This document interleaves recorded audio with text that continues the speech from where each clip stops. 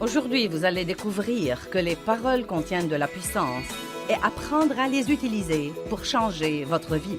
Ceci est tout de suite à l'antenne.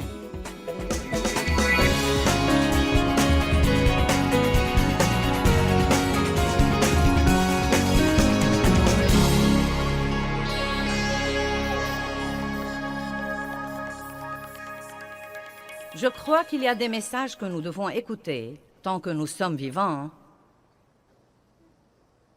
au moins 2 ou 3 fois par an. Même si vous croyez que vous les connaissez, vous devez les écouter plusieurs fois. Et parmi ces messages, les messages sur la pensée, les messages sur la vie dans le fruit de l'esprit sont parmi ces messages aussi, et l'importance de manifester ce fruit. Et il y a des tas de ce genre de messages, mais l'un d'entre eux est l'enseignement sur la bouche. L'enseignement sur la puissance des paroles. Ça me stupéfie. J'y pensais aujourd'hui. Combien d'années je suis allée à l'église? Non, mais des années et des années, sans jamais écouter un message sur la puissance des paroles. Jamais, pas une seule fois. Donc, j'attristais le Saint-Esprit tout le temps.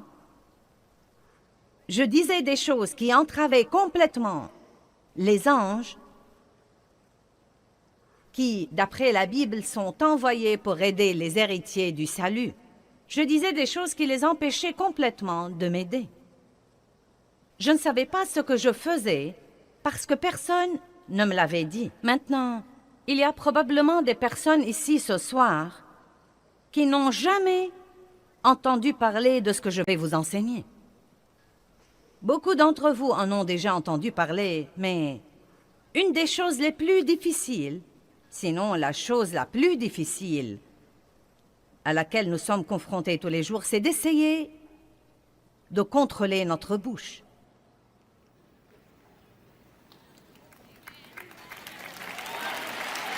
En fait, la Bible dit que nul ne peut dompter la langue à part le Saint-Esprit. C'est lui qui le fait. Cela ne veut pas dire que le Saint-Esprit va la dompter à notre place, mais que nous devons prier régulièrement et demander l'aide de Dieu là-dessus. Et si vous lisez les psaumes, vous verrez que le roi David faisait ça tout le temps. Il faisait des confessions concernant sa bouche et ses paroles et demandait toujours à Dieu de l'aider. Que les paroles de ma bouche et les réflexions de mon cœur te soient agréables. Mais une garde à ma bouche, ô Dieu, de peur que je ne pêche contre toi par ma langue. Il y a toutes sortes de versets comme quoi vous devez prier et demander tous les jours à Dieu de vous aider à prononcer les paroles de la vie partout où que vous alliez et non pas celles de la mort. Amen. L'autre chose qui arrive quand nous comptons sur le Saint-Esprit pour dompter notre langue, sachant qu'il ne va pas le faire à notre place, je crois que le Saint-Esprit nous le rappellera. L'Évangile de Jean nous dit que le Saint-Esprit nous rappellera des choses. Donc, si vous êtes comme moi, et je suis sûre que nous nous ressemblons tous à bien des égards, vous dites des choses et vous les regrettez, vous savez. Mais si vous vous fiez à Dieu pour vous aider, quand vous dites des choses que vous ne devriez pas dire, vous commencez à avoir une conviction là-dedans que vous devez vraiment, faute d'une autre façon de le dire, vous taire. Amen. Et je vais enseigner là-dessus tout le week-end. Vous dites, tu vas enseigner tout le week-end sur la bouche. Croyez-moi, il y a beaucoup de choses à dire là-dessus. Nous ne manquerons pas d'informations et je ne crois pas que vous allez vous ennuyer. Mais si aucun de vous n'a besoin de ce message, je me le prêcherai à moi-même parce que j'en ai besoin. Le don que Dieu m'a donné est dans ma bouche, mais elle a aussi été mon plus grand problème dans la vie. Et ce n'est pas du tout rare. Donc, nous allons intituler ce message « Les paroles contiennent de la puissance », de même que ce genre ici contient de l'eau ce soir. Les paroles que nous parlons contiennent de la puissance en elles. Et je veux que vous compreniez ça. Chaque parole qui sort de votre bouche a de la puissance en elle. Une puissance créative ou destructive. Une puissance positive ou négative.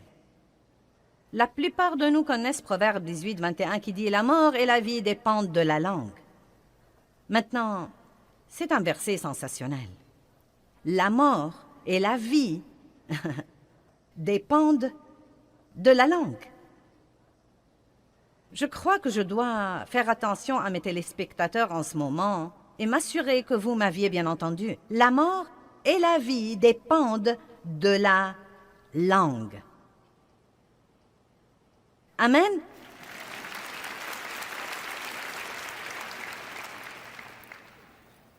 Et la Bible dit que... Elle nous dit en fait que nous mangerons du fruit de nos paroles, soit pour la vie, soit pour la mort. Donc vous mangez littéralement vos paroles. Elles sortent de votre bouche, passent à côté de votre visage, entrent dans vos oreilles et descendent au-dedans de vous. Donc nos paroles affectent non seulement les autres, mais elles nous affectent également. Maintenant, je crois que nous sommes tous assez intelligents pour comprendre que nous pouvons soit dire quelque chose à quelqu'un qui le rende heureux, soit qui le rende malheureux. Vous comprenez ça, n'est-ce pas? Mais je veux aussi que vous compreniez, nous allons focaliser ce soir sur les paroles elles-mêmes et non pas sur la manière dont nos paroles affectent les autres, ce dont nous parlerons plus tard. Mais je veux vous parler en fait ce soir de l'effet de nos paroles dans le royaume de l'esprit, parce que c'est un domaine auquel nous ne pensons que rarement. Je me souviens, il y a plusieurs années, il y a très longtemps que j'étais dans une situation difficile et je travaillais pour des gens qui étaient difficiles à vivre. Je ne sentais pas qu'ils me traitaient comme il faut.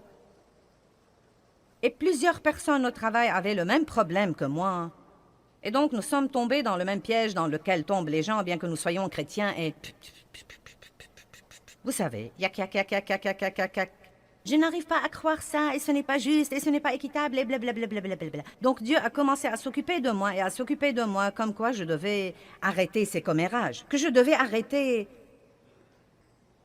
la médisance et le rapportage, et que quand je sens qu'on me traite injustement, je ne dois pas courir le raconter à 3 autres personnes et les provoquer pour qu'elles me racontent les injustices qui leur arrivent, et pour que nous puissions en parler ensemble. Donc, vous savez, Dieu s'est occupé de moi plusieurs fois et je me suis un peu disciplinée et j'ai arrêté de médire au travail de mon patron. Mais j'en parlais toujours à Dave à la maison car, après tout, c'est derrière les portes fermées et c'est privé et c'est mon mari. Nous utilisons cette excuse, vous devez décharger sur quelqu'un.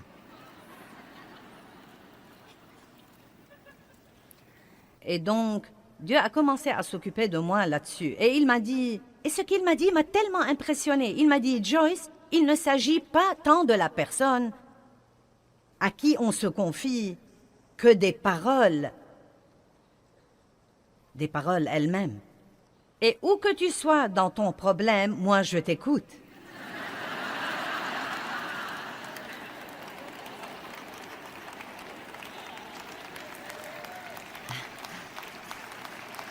Amen.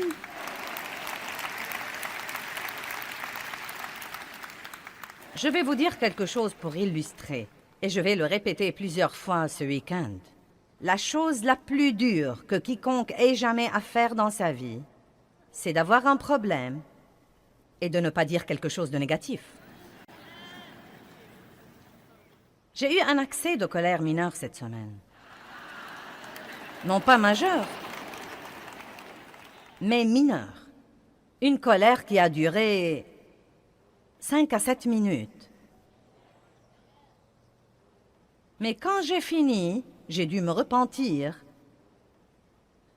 de mes commentaires négatifs et de mon attitude négative. Et je me suis dit que c'était drôle car je me préparais à prêcher là-dessus.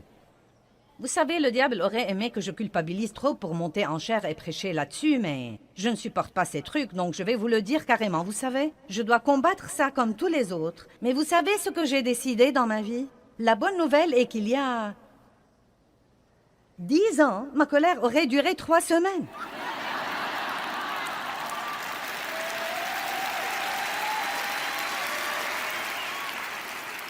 Donc, je ne suis pas là où je devrais être, mais Dieu merci, je ne suis plus là où j'étais autrefois. Je fais des progrès.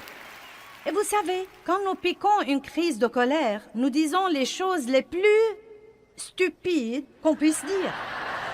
Non, mais des trucs vraiment stupides. Par exemple, « Personne ne m'aime ».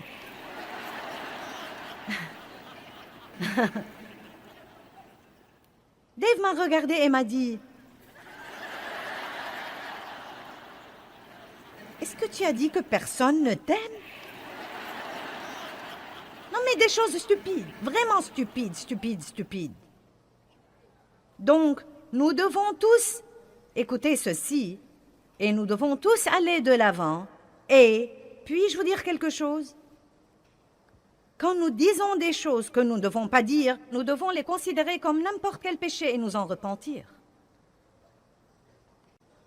Et c'est quelque chose que tant de gens ne font pas, parce que ce n'est pas un oup. Ce n'est pas un contretemps dans la vie.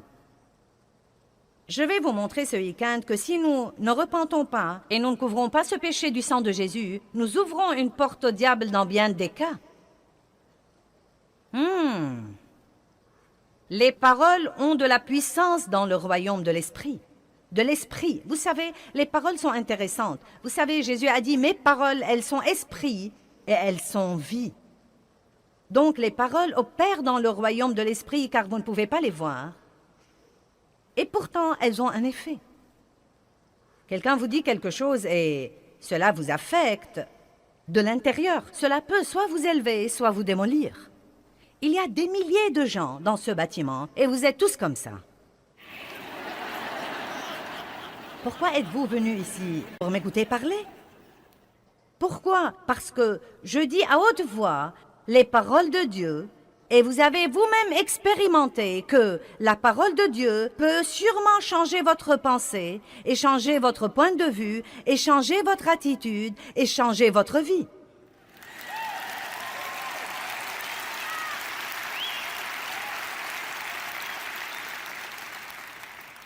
Dieu nous a donné un don qui est très précieux, sa parole.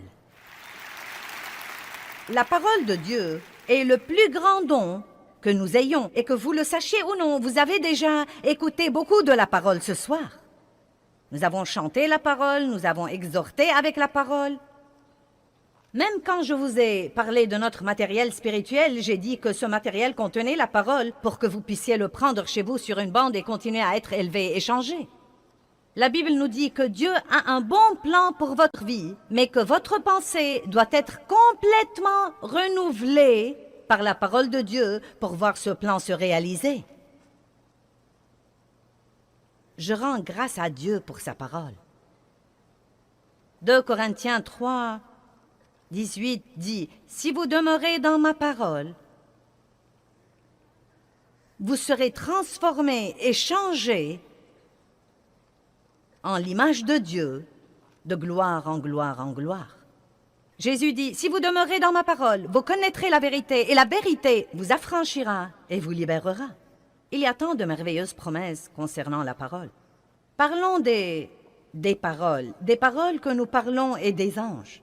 Combien d'entre vous croient que Dieu vous a assigné des anges dans votre vie pour vous aider et vous protéger?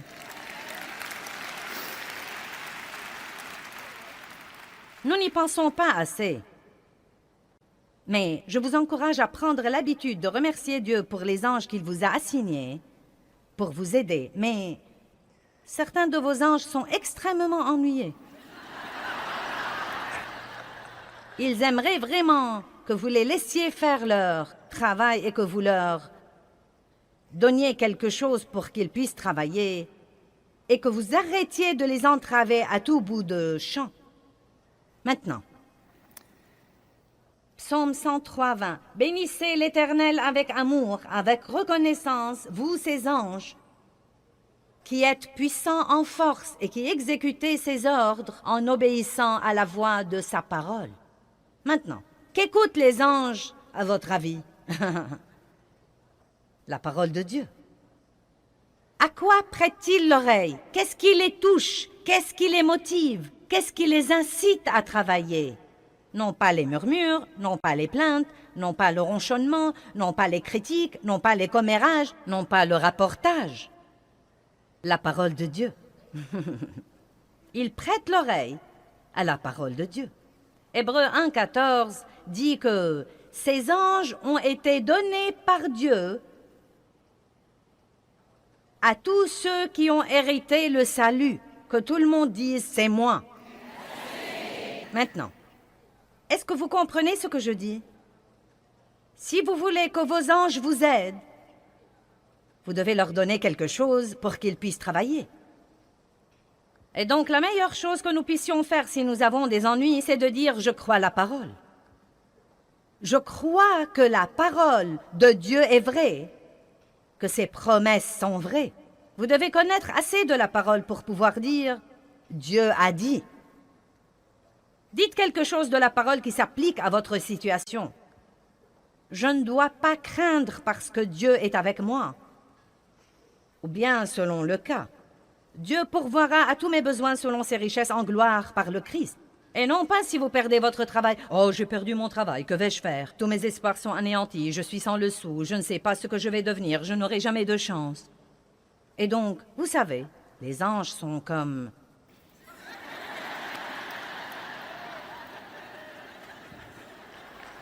Allez, donne-nous quelque chose pour pouvoir travailler.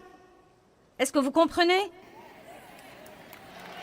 Veux-tu me donner un petit quelque chose pour que je puisse travailler? Dis quelque chose pour que je puisse travailler. Vous pourriez donc essayer de dire quelque chose comme « Bien, j'ai perdu mon travail. Cela ne me transporte pas de joie, mais je crois que Dieu a un meilleur travail pour moi. Et je crois que quand je sortirai chercher du travail, j'aurai la grâce du Seigneur partout où que j'aille. Je me fie complètement à Dieu, j'ai des anges. Seigneur, libère-les et laisse-les ouvrir des portes pour moi en ce moment. Ces anges seront heureux parce qu'ils pourront vous aider et travailler pour vous.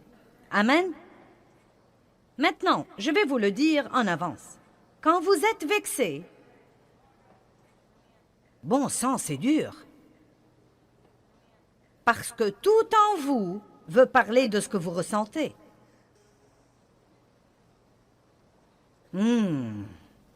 Amen.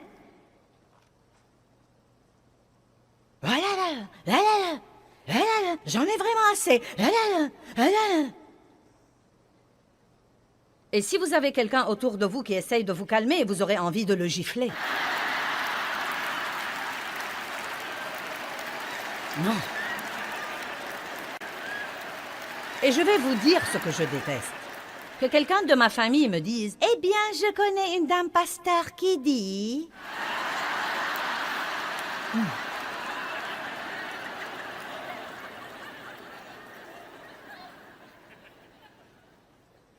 Mais vous savez quoi? Je suis si reconnaissante pour tous ces messages que j'avais prêchés encore et encore et encore et encore, et pour cette parole qui m'aide maintenant, au moins après 30 ans, à ne perdre le contrôle que pour 5 à 7 minutes au lieu de le perdre pour 3 semaines. Et vous savez, à comprendre que c'est mauvais et que je dois vraiment me repentir et que je dois me corriger. Et je crois que d'ici 4 ou 5 ans, ces 7 minutes se réduiront à 2 et qui sait, peut-être qu'un jour viendra où j'aurai le contrôle total. Je ne sais pas.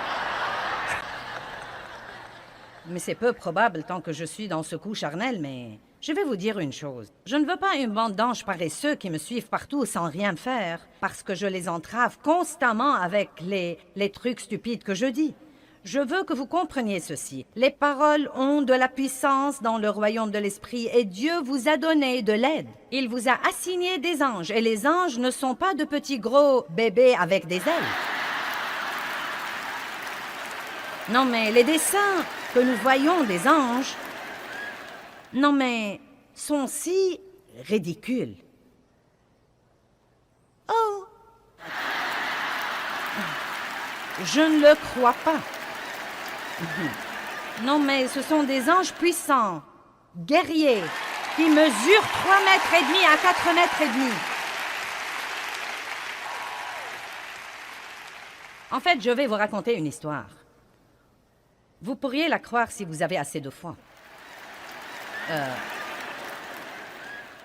Je n'ai pas vu ça, mais je crois l'homme qui l'a raconté, car je ne pense pas qu'il savait assez pour l'inventer. Un homme est venu à une de mes réunions à Phoenix avec sa femme. Il n'était pas croyant.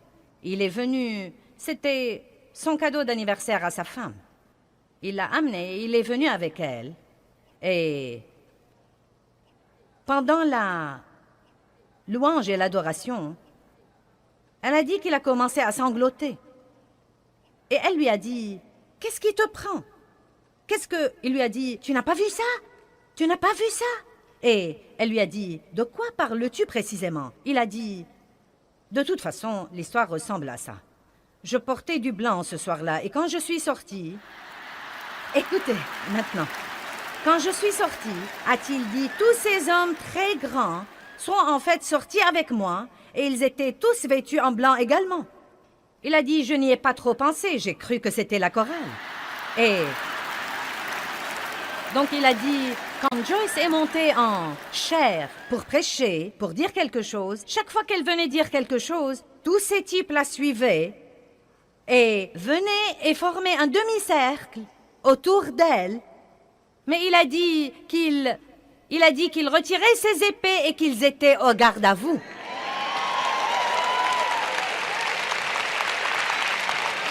Pendant que je prêchais.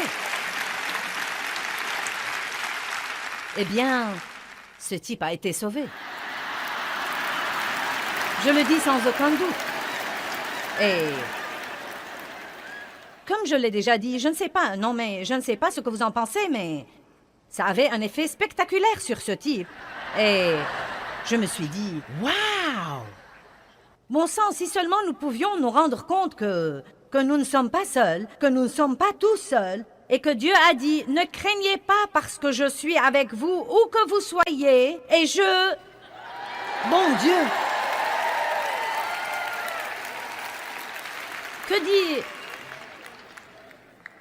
Que dit-il là? Écoutez.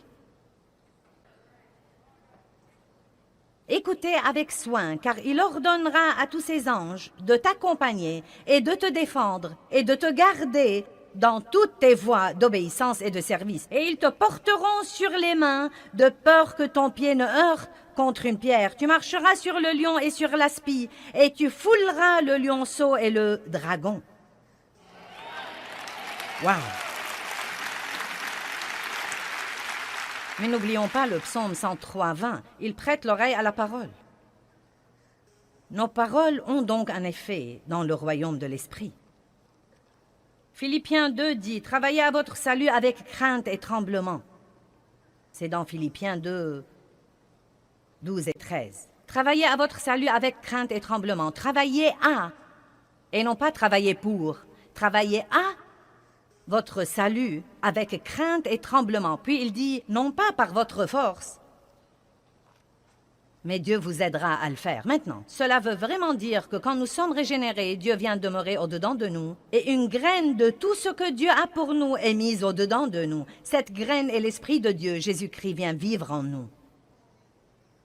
Bien, maintenant, nous avons beaucoup de bonnes choses en nous. Savez-vous que chacun de nous, qui avons accepté le Christ comme sauveur, a tout le fruit de l'Esprit en lui, mais cela ne veut pas dire que nous le manifestons toujours.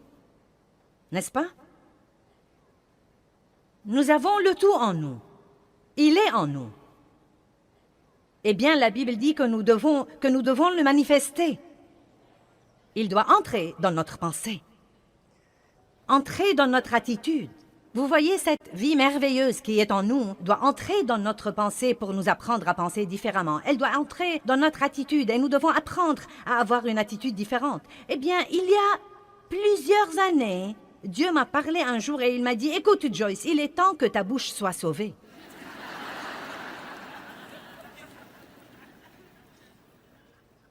Mon salut n'avait pas encore atteint ma bouche. Qui sait ce que je veux dire par là? Vous voyez? Je n'avais pas l'air sauvé. Je ne parlais pas comme si j'étais sauvé. J'avais toujours une bouche charnelle. J'étais régénéré. Oui, je serais allé au ciel. Ça n'a rien à voir avec mon salut.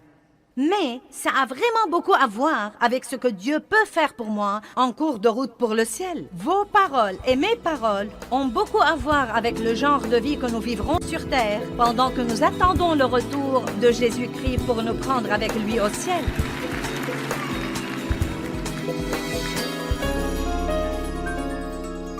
Eh bien, Jacques 4,2 dit « Vous n'avez pas parce que vous ne demandez pas ». Et ça m'a vraiment changé la vie quand j'ai découvert que je ne devais pas travailler aux choses et essayer de faire qu'elles se produisent et que je pouvais les demander à Dieu.